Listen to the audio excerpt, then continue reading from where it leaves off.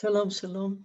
I'm glad to be with you here today from Israel in honor of International Talmud Day 5781, 2021, learning together Tractate Yoma. My name is Michal Kohane, and I'm a graduate of Yeshivat Maharat 2020. Without further, let's jump into what I think is one of the most exciting topics in this tractate found in chapter 6. This chapter deals with sending the scapegoat away, a ceremony that is foreign and strange to us. Let's see what's going on. In order to start, we have to go back to Leviticus chapter 16 and the description of the Yom Kippur service. So briefly, what's going on? We have the high priest first sacrificing a bull as a sin offering to atone for sins that he may have committed unintentionally throughout the year. Then he took two hairy he-goats and presented them at the door to the tabernacle. The two goats were chosen by a goral, sort of a lottery, and we'll get into this in just a minute. One of the goats for Hashem, which was offered as a sin offering, a chatat, and the other one was the scapegoat to be sent away with a messenger, an ish iti, into the wilderness. The high priest would then confess the intentional sins of the Israelites to God, placing them figuratively on the head of this other goat, the Azazel scapegoat, who would then symbolically take them away. This is where our chapter in Tractate Yoma enters, and we'll get a little bit more of a description. How did this day go? Some questions hopefully answered, and maybe some more food for thought. So in Yoma 66, 67, pages 66, 67, the Gemara tells us a bit more. For example, that the messenger would leave the temple area on a sort of a bridge so that he wouldn't have to fight through the great crowds coming to Jerusalem to see this holy day's worship. He would head most likely east, although researchers still debate the exact location. We think there's a place about 7.5 miles outside of Jerusalem. And along the way, in intervals of 1 kilometer, he would come upon a hut with food and water on Yom Kippur. The person or people, whoever is in these huts waiting for him, would then escort him to the next spot until the last one, where the person would just watch from afar. The messenger would then cut zaharurit. Zaharurit is a braided rope of color red, tying one half to the goat's horns and one half to the rock nearby. According to our sages, the goat was thrown off a high cliff, that's a bit gory, and its body smashed down the mountain until it was broken into separate limbs. Tradition holds that a miracle would occur and the rope would then turn white, symbolizing that the sins had been purified. The messenger would then return to the last hut and wait there until the holy day was over. At that time, messenger would meet up with the high priest and let him know that the mission was accomplished. So just about everything about this ordeal is strange and even horrific. We will focus on just a few of the details that our time permits, particularly what's with the idea of lots. Isn't Yom Kippur a day when we're meant to pray and speak of intention, be purposeful, present, focused, atone? How can the main ceremony be even possible and done through lots? Isn't the drawing of lots a form of coincidence and happenstance? And that stands in contradiction to what this holy day is all about. Or perhaps, worse yet, there's a little hint here of duality.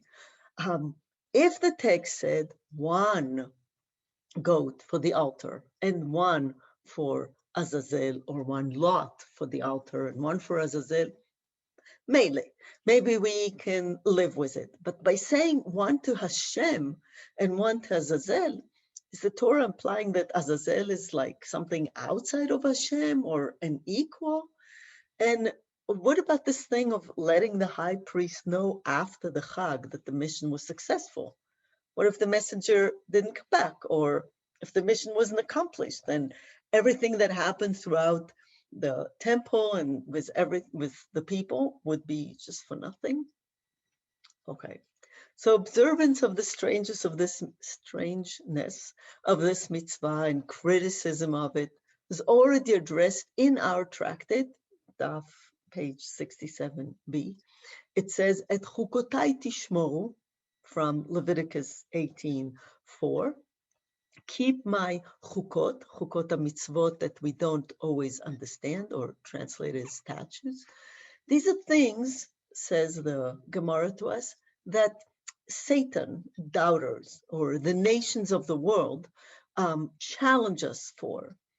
Some examples include eating pork, no good reason, wearing shatnez, the chalitza ceremony, purification, again, translation needs help, but purification of the metzorah, the leper, and the scapegoat. These are all things that the nations will criticize us for.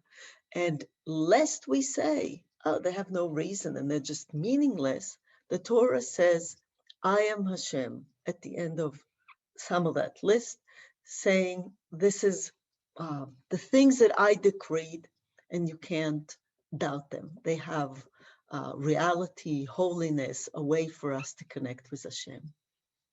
Okay, we won't explain everything, but let's try to unpack at least some and begin by trying to figure out what is Azazel. The sages have offered a number of explanations.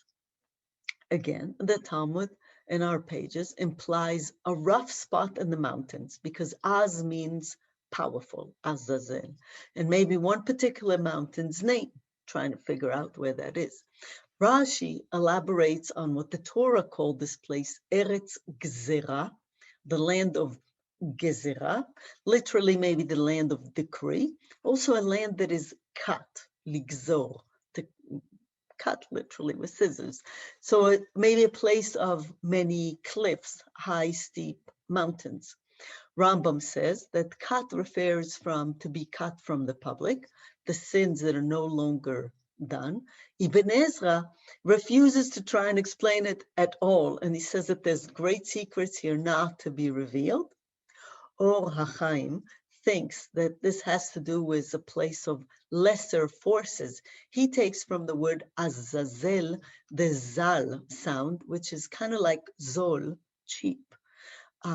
Rashbam explains that Zal comes from Aramaic, Arabic also, to go down. And he says that since this goat was not chosen to be sacrificed, it was sent back to wherever it wanted to go, possibly even to its original herd, which we could wish. Very different and maybe a little more comforting from the smashed goat we read about a minute ago. In spite of the strangeness, much is also agreed on.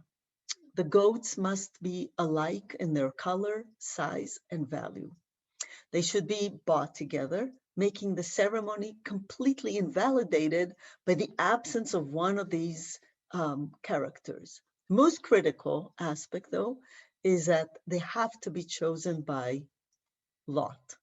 This is the one aspect which, if not done, cancels out the whole Yom Kippur service. Why would the high priest be instructed to give an important decision up to lots? What is lots anyway?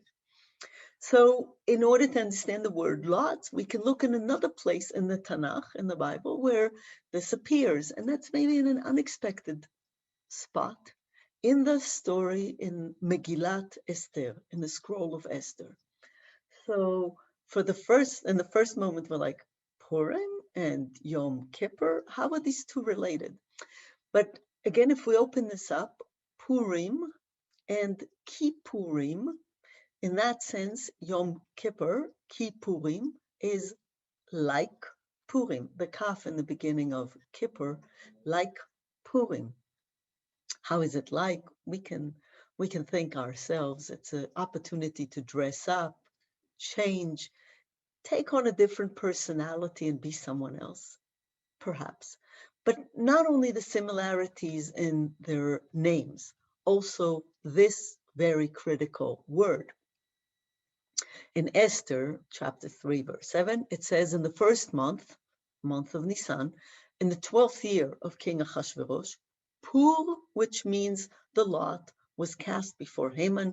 And the Hebrew says, Hipil Pur hu hagoral. It's the lot before Haman. Haman, when devising this mega plan for the kingdom's well-being, doesn't open a calendar to schedule the day that is most optimal for everybody, but leaves it up to happenstance, allowing his action to take on this supernatural power, if you will, beyond the simple, controllable reality. Indeed, there are moments in life when faced with a greater reality than what we can comprehend, we turn to a higher power to decide for us. In the place where our human ability ends, that's where all that's left is letting God in, letting things happen which are beyond our original plan, like so many things in our life, and perhaps this whole past year made it very clear. We can, and we are encouraged to make decisions, good decisions, assume responsibility, and take actions to repair the world. But we also have to know, and we're strongly reminded of that at least once a year, that we need to step out of the illusion of our power, which is an illusion. We're at best partners with Hashem and not always equal partners. As we've seen, we know very little.